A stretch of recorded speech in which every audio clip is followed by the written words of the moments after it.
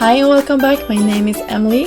I will today share a really quick video where I showcase how you can create a hot foiled card using the new foiled pine die and hot foiling plate from Trinity.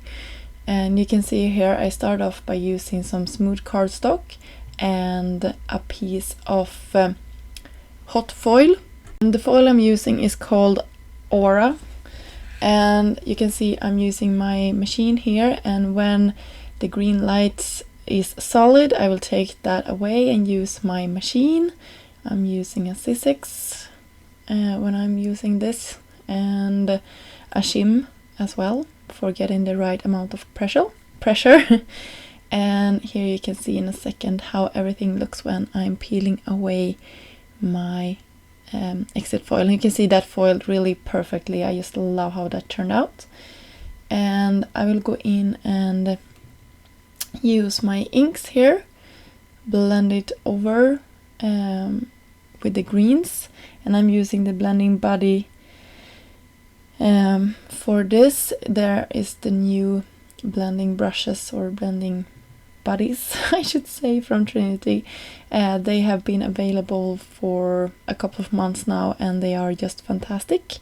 And you can see I used a couple of different shades of green when I did this. And to tone everything down, I wanted to keep this as a one layer card as much as I could.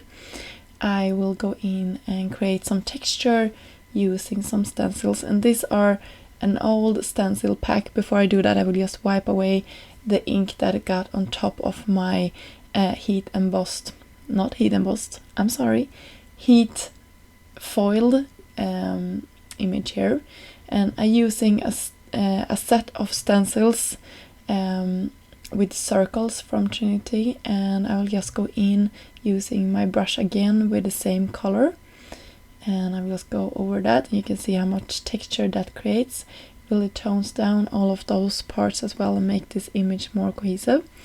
And then I will go in with some white as well. I'm using an old blending brush from Trinity when I'm doing this, and I'm also using the reinker on top of an acrylic block just so I don't contaminate the whole ink pad when I'm using it over ink that could actually react with this ink. I hope that makes sense. So I'm using an old brush here. You can use whatever you like, but I want to keep my brushes separate, and especially for the white pigment ink here. And then I'm dabbing. You can see that it was still wet when I did this. I just wanted to tone down, so I tried to find a clean as clean as I can on this rag and just press it down, and then I went over it and just brushed away the rest. And then I used Dainty Scalloped Rectangles set. You can see it there, it went really quick. And then I'm also using a die from the Happy set that is available from Trinity. And I also heat set a coordinating sentiment that says holidays, so Happy Holidays will be my main sentiment for the project today.